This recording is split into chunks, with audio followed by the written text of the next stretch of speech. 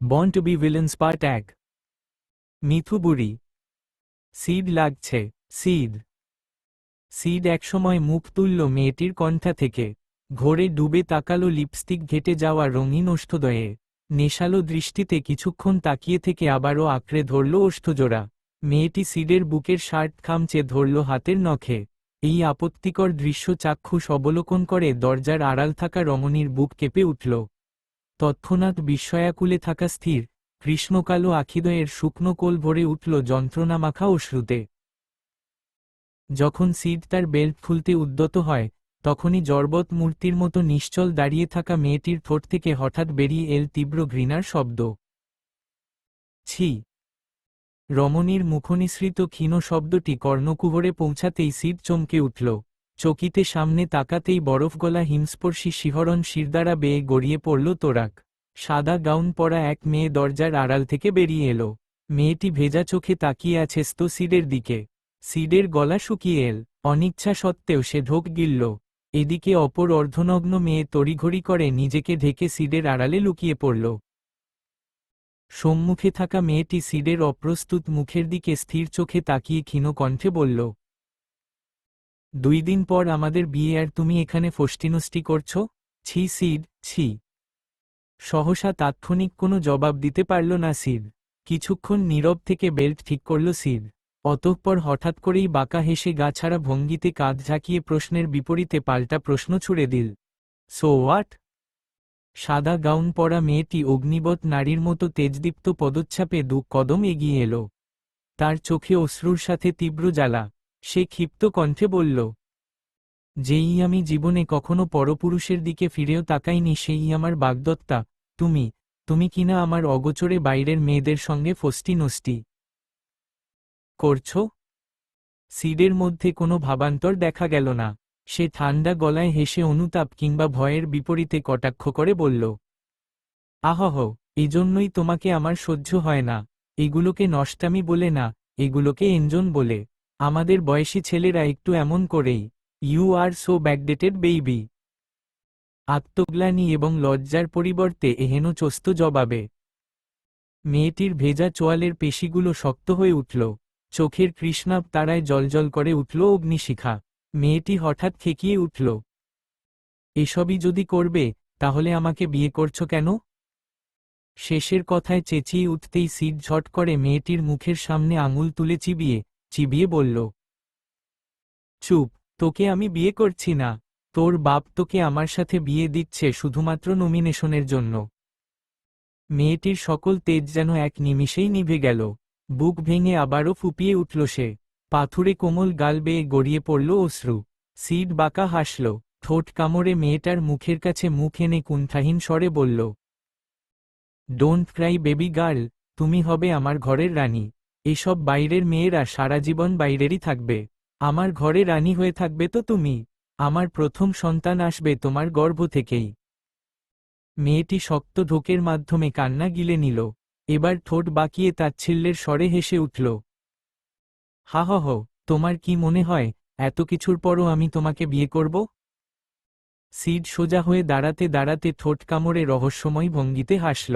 সময় নিয়ে শার্টের বোতাম লাগিয়ে ঠোঁটের এক কোণে বাঁকা হাসি ঝুলিয়ে ধীরে ধীরে বলল, বিয়ে তো আমি এখন করতামই না, তাও আবার তোর মতো একটা রোগীকে। শুধু ড্যাডের কথা ফেলতে পারি না বলে করছি। সংসারের প্যাচে জড়ানোর মতো ছেলে সিড তালুকদার নয়। তবে তোমাকে বিয়ে করার পেছনে আরেকটা কারণ আছে বেইবি গার্ল। বিশ্বাস করো ইমামা বেইবি গার্ল, তোমার মতো সুন্দর মেয়ে আমি আমার জীবনে আর একটাও দেখিনি। শুধুমাত্র তোমার রূপের জন্যই আমি তোমাকে বিয়ে করছি। কারণ ছেলেরা ঘরের জন্য অলওয়েজ বেস্টটাই চায়।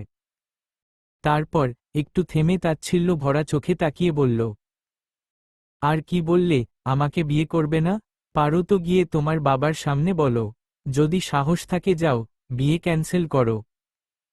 শেষ কথাগুলো অবজ্ঞার সাথে ছুড়ে দিল সিড। ইমামার চোখ আবারও অশ্রুতে ঝাপসা হয়ে এলো। ওর কণ্ঠ কাঁপছে, থুতনি বারবার ভেঙে আসছে। কিন্তু না, ইমামা এবার আর কাঁদল না। সিডকে অবাক করে দিয়ে হঠাৎ করেই শব্দ করে হাসতে শুরু করল ইমামা। হাসতে হাসতে আকস্মাৎ পা থেকে 4 ইঞ্চি হিলটি খুলে ফেলল। তারপর আর কাউকে কিছু বলার সুযোগ না দিয়েই হিলের তীক্ষ্ণ ধারালো অংশ দিয়ে এক আঘাতে সুবিশাল আয়নাটা এক লহমায় ভেঙে ফেলল। সিড ভরকে যায় ইমামা এরূপ শীতল আচরণে। ইমামা এক টুকরো কাচ তুলে নিল। ধীরে ধীরে এগোতে থাকল সিডের দিকে। ইমামা যত এগোয় সিড ততই পিছিয়ে যায়। সিডের শরীর গিয়ে ঠেকল দেয়ালের সাথে। ইমামা বরফ গলা শীতল হাসি ছুড়ে দিল সচকিত সিডের শঙ্কিত মুখে। আমি ইমামা ওয়াসিম, কারোর অপশন না। যেটা আমার সেটা শুধুই আমার, আর যেটা আমার হবে না সেটা অন্য কারো হবে না, ইউ বাস্টার্ড। সিড তালুকদার বলে ক্ষিপ্রগতিতে কাচের টুকরোর তীক্ষ্ণ অংশটি সিডের প্রাইভেট পার্টসের ভেতর চালিয়ে দিল ইমামা। সিড চিৎকার করে উঠার আগেই ইমামা কাঁদতে কাঁদতে দৌড়ে বেরিয়ে গেল সেখান থেকে। গুলশানের অভিজাত রেস্টুরেন্টটা আজ আলো ঝলমলে সাজে সেজেছে। স্বরাষ্ট্রমন্ত্রীর একমাত্র নাতনির জন্মদিন বলে কথা। চমকপ্রদ আয়োজনের শেষ নেই। লাল কালো কার্পেটে মোড়ানো প্রবেশপথ আর সোনালি ঝাড়বাতির আলোয় ঝলসে উঠছে ভেতরের পরিবেশ। সুগন্ধি ফুলের সাজ আর মৃদু ওয়েস্টার্ন মিউজিক মিলেমিশে তৈরি করেছে এক রাজকীয় আবহ। পার্টি কেন্দ্রে পুলের একপাশে দাঁড়িয়েছিল স্বরাষ্ট্রমন্ত্রীর জামাতা স্টিফেন। স্টিফেন একজন সফল ব্যবসায়ী, যদিও নামেই সে ব্যবসায়ী, প্রকৃতপক্ষে সে কালো জগতের ভয়ঙ্কর খেলোয়াড়। ইতালিয়ান এই নাগরিকের সঙ্গে আন্ডারগ্রাউন্ডের কত শত ছায়ামূর্তির লিঙ্ক আপ রয়েছে তা আজও গোপন। তার ডাকেই আজকের আসরে ইতালি থেকে এসেছে নামি দামি সব কুখ্যাত লোকজন। স্টিফেনের চারপাশে তার কয়েকজন পার্টনার ওয়াইন গ্লাস হাতে ড্রিঙ্কসে মগ্ন। অথচ এই ভিড়ের মধ্যে আলাদা করে চিনে নিতে কোনো অসুবিধা হচ্ছিল না এখানকার সবচেয়ে সুউচ্চ ও সুদর্শন লোকটাকে। গাঢ় গম্ভীর সে নির্বিকার ভঙ্গিতে লেমন মিন্টের গ্লাস হাতে দাঁড়িয়ে আছে। সে তার তীক্ষ্ণ দৃষ্টির মতন বাজপাখির চোখে বারবার চারপাশ স্ক্যান করছে।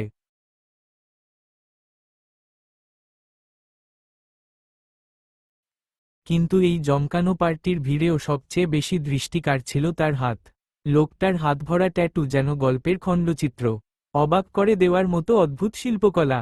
কবজির কাছে ক্রস করা দুটি তলোয়ার, মাঝখানে খোদাই করা ডস মান্ডোস আর ডস রেজ, যার অর্থ দুই পৃথিবী, দুই রাজা। তলোয়ারের পাশেই ডানা মেলা এক দেবদূত, যেটা দেখতে এমন যেন যুদ্ধক্ষেত্রে নামার আহ্বান জানাচ্ছে কেউ। আর তার নিচে স্পষ্ট জলজলে অক্ষরে লেখা আর কে। একই সাথে পুলসাইডের ঝলমলে আলোয় লোকটার বাঁ হাতটা যেন তার নিজস্ব এক পৃথিবী তৈরি করে নিয়েছে। চাঁদের অমাবস্যা থেকে পূর্ণিমা পর্যন্ত প্রতিটি কলা পরপর খোদাই করা তার হাতে। তার ঠিক পাশেই অনন্তের প্রতীক, অনন্ত, নিঃশব্দে ঘোষণা করা সীমাহীন সময় আর অসীম ক্ষমতার দম্ভ। প্রতিটি আঙুলগুলোতেও প্রতীকী খোদাই। কনিষ্ঠ আঙুলে জড়িয়ে থাকা সাপটা যেন নিজেই নিজের লেজ গিলে জন্ম মৃত্যুর চক্রকে অমর করে রেখেছে। অনামিকায় দীর্ঘায়িত নর্থ স্টার দিশাহীন অন্ধকারে আলোর পথপ্রদর্শক। মধ্যমায় আঁকা মানবচোখ শীতল অথচ ভয়াল, যেন সব আড়াল ভেদ করে দেখতে পাচ্ছে অদৃশ্য অন্ধকারের গভীরতম গোপন। পার্টির সকলের নজর তার দিকে থাকলেও তার দৃষ্টিতে ছিল রহস্য। রহস্যময় মানবটা যখনই গ্লাসে চুমুক বসাতে যাবে তখনই হঠাৎ এক ক্রন্দনরত রমণী অপরদিক থেকে ছুটে এসে ধাক্কা খেল তার সঙ্গে। লোকটার হাতে ধরা লেমনেট মিন্টের গ্লাসটা মুহূর্তেই নিচে পড়ে বিকট শব্দে চুরচুর হয়ে ভেঙে গেল। লোকটা যেই না হিংস্র গর্জন দিয়ে উঠবে তার আগেই মেয়েটি নতশ্রী মুখে, কাপা কণ্ঠে তড়িঘড়ি করে বলল, সরি, সরি, আই ম সো সরি। মেয়েটির ভেজা, অসহায় ফিসফিসে কণ্ঠে লোকটার রূঢ় মুখ মুহূর্তেই থমকে গেল। চোখ থেকে কালো সানগ্লাস সরিয়ে চোখ মেলে তাকাতেই যেন বজ্রাহত হল। অশ্রুসিক্ত সেই মুখের দীপ্ত ব্যথায় উদ্ভাসিত হল তার সমুদ্র নীল চোখ। ক্ষমা চেয়ে মেয়েটি মুখ না তুলেই হাতের পিঠে চোখ মুছতে মুছতে দৌড়ে চলে গেল। লোকটা গম্ভীর ভঙ্গিতে গ্রীবা বাঁকিয়ে চেয়ে রইল মেয়েটির যাওয়ার পানে। মেয়েটির সূর্যের তেজস্ক্রিয় রশ্মির ন্যায় রক্তিম কেশরাশির দীপ্তি লোকটার দৃষ্টিকে আবারও আলোকিত করে তুলে। মেয়েটি আড়ালে মিলিয়ে গেলেও তার চোখ সরে না।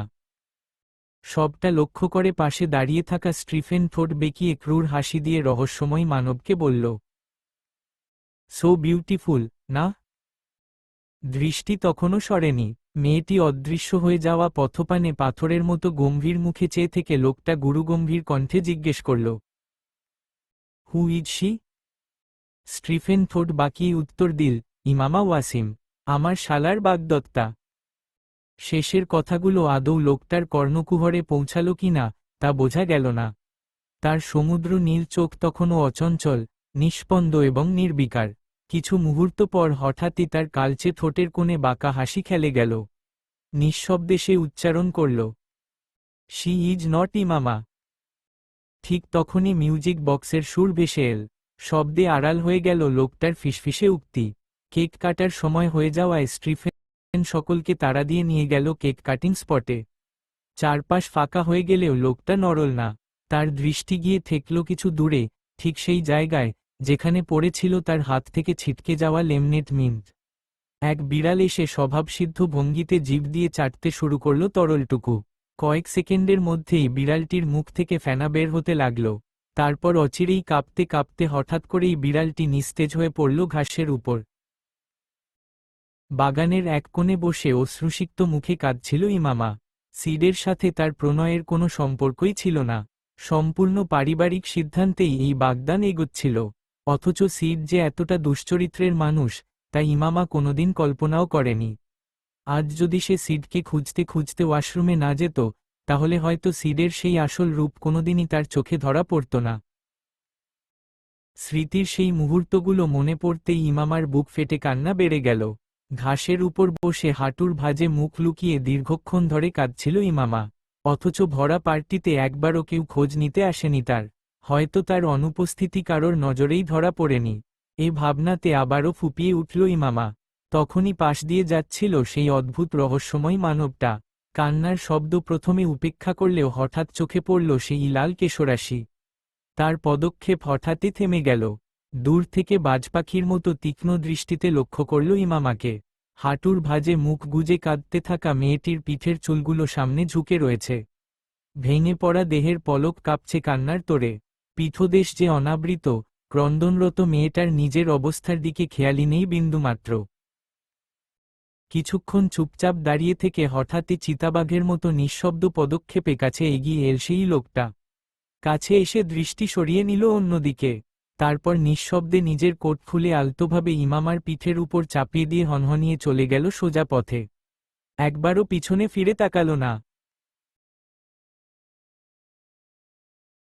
একটি কাচের ঘর, নিস্তব্ধ, অন্ধকারাচ্ছন্ন। কাচের ফাঁক গলিয়ে পশ্চিম দিকে দেখা যাচ্ছে একটি ছোট ঝর্ণা। বাইরের ঝর্ণার টুপটাপ শব্দ ভেতরে প্রতিধ্বনির মতো ভাসছে। চারদিকে বিশাল বৃক্ষের ছায়া যেন কাচের দেয়ালে আঁকাবাঁকা দানবীয় ছায়া ফেলে রেখেছে। ঘরের মাঝখানে এক মানব দেহে ঝুলছে। আধো আলোয় মুখটা এতটাই ছায়াঘেরা যে তার বেদনার আকৃতি কেবল আঁচ করা যাচ্ছে কিন্তু বোঝা যায় না।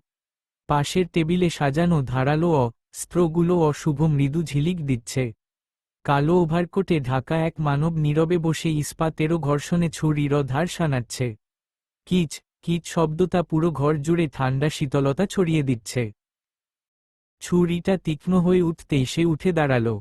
অতঃপর ধীর, গম্ভীর পদক্ষেপে এগিয়ে গেল ঝুলনয়তয় দেহটার দিকে। প্রথমে প্লার্স দিয়ে একে একে নখগুলো টেনে ছিঁড়ে ফেলল। রতে গরম ছিটে কাছে ছোপ ছোপ লাল দাগ টেনে দিল। নখ উঠতে থাকতেই দেহটা ঝাঁকুনি খেয়ে ছটফট করল, কিন্তু মুখে বাঁধা কাপড়ের কারণে কোনো চিৎকার বের হল না। এরপর ছুরির ধার দিয়ে প্রতিটি আঙুল একে একে কেটে ফেলল সে। চপ চপ শব্দ ধ্বনিত হয়। মাংস ছিঁড়ে হাড় থেকে আলাদা হওয়ার রক সশব্দে কাচের ঘরের বাতাস ভারী হয়ে উঠল। দুর্বোধ্য দেহটা কাঁপছে, শ্বাস নিতে গিয়ে হাঁফাচ্ছে, তবুও কোনো আওয়াজ নেই। তারপর হঠাৎ সে এক কোপে গোড়ালি থেকে পা আলাদা করে দিল। ঝুলন্ত দেহটা প্রবল এক ঝাঁকুনি খেল। নিচে রাখা পাত্রে পা থেকে গলগল করে রক্ত পড়তে থাকে। মোটা হাড়ের ফাঁক গলে তরল মজা বের হয়ে আসছে। সেই তরল ওভারকোট পরিহিত মানব ঠান্ডা নিষ্ঠুরতায় সংগ্রহ করল। অতঃপর তার ঠোঁটে শয়তানি হাসি ফুটে উঠল। ছুরি দিয়ে সে ঝুলন্ত দেহটার গাল চিরে দিল। তারপর পাত্রের রক্ত আর হাড়ের মজ্জা মিশিয়ে সেই তরল মুখ দিয়ে জোর করে ভেতরে ঢেলে দিল। লোকটা পাগলপ্রায় যন্ত্রণায় কাঁপতে লাগল, চোখ উল্টে গিয়ে শিরদাঁড়া ছটফট করে উঠল। পুরো শরীরটা কাঁপছে, কিন্তু মুখ থেকে বেরোচ্ছে শুধু দমবন্ধ করা হু হু শব্দ। কাচের ঘরটার ভেতর গন্ধ ঘন কুয়াশার মতো ছড়িয়ে পড়েছে। আধো আলোয় নিস্তব্ধ ঘরটা যেন পরিণত হয়েছে এক জীবন্ত নরকে। ওভারকোটে ঢাকা অন্ধকারাচ্ছন্ন মানবটা, যার কালো ক্যাপের আড়ালে মুখের এক টুকরো রেখাও ধরা পড়ে না, সে এবার সত্যিকারের নরকের খেলা শুরু করল। তার হাতে ঝলসে উঠল ধারালো ছুরি। ঝুলন্ত দেহটার কাটা গোড়ালির অংশে ছুরিটা বসিয়ে সে ঠান্ডা নির্লিপ্ততায় 1 ইঞ্চি করে কেটে উপরে উঠতে লাগল। প্রতিটি কোপে মাংস ছিঁড়ে যাওয়ার কককক শব্দ কাচের ঘরের ভেতর প্রতিধ্বনির মতো বাজতে থাকে। ধীরে ধীরে ছুরির ধার যখন নাভির কাছে পৌঁছাল, তখনই অন্তরের অশান্ত অন্ধকার প্রকাশ পেল। দেহটা হঠাৎ ফেটে গিয়ে পেটের ভেতরের রিভু ওরি থকথক করে বেরিয়ে ঝরে পড়ল নিচে। গরম তরল রক্ত ঝর্ণার মতো গড়িয়ে এলো মেঝেতে। কিছু অংশ ছিটকে গিয়ে লেগে গেল কালো ওভারকোটে। ঠিক সেই মুহূর্তে যন্ত্রণার সবটুকু উপভোগ করা মানুষটার ধৈর্য ভেঙে গেল। চোখের ভেতর লুকোনো দানব জেগে উঠল। সে এক প্রচণ্ড আক্রোশে ঝাপটে ধরল ছুরিটা। অতঃপর এক কোপে ঝুলন্ত দেহটার মাথা শরীর থেকে আলাদা করে দিল। মাথাটা ঝুলে গিয়ে দুলতে থাকল, রক্ত ছিটকে কাচের দেয়ালে লাল দাগ এঁকে দিল। পরক্ষণেই সে নিজের ওভারকোটটাকে ক্ষিপ্ত ভঙ্গিতে ছুঁড়ে ফেলে দিল মেঝেতে। অন্ধকারে ঢাকা তার শরীর মুহূর্তেই অন্য এক রূপ নিল। মুখটা এখনও কালো ক্যাপের নিচে ঢাকা, তবে অন্ধকার ফাঁক গলে বেরিয়ে এলো কণ্ঠের গা শিউড়ে দেওয়া বিকৃত, খসখসে হাসি। হাসিটা প্রতিধ্বনিত হয়ে কাচের দেয়াল বেয়ে ফিরে এলো। এই যেন চারপাশে আরও শত শত ছায়া দাঁড়িয়ে একই সাথে হাসছে। বাইরের ঝর্ণার নিরীহ স্রোত হঠাৎই যেন এই হাসির সাথে তাল মিলিয়ে উঠল টুপটাপ টুপটাপ মৃত্যু ঢোলের মতো। ঘরের বাতাসে এখন গা ঘিনঘিনে তের গন্ধ ঘন হয়ে জমে আছে। না ওরি ভু ওরির থকথকে টুকরো মেঝেতে ছড়িয়ে ছিটিয়ে আছে। মেঝের দিকে তাকালে মনে হবে কারো ভক্ষণ অপেক্ষমান শিকার।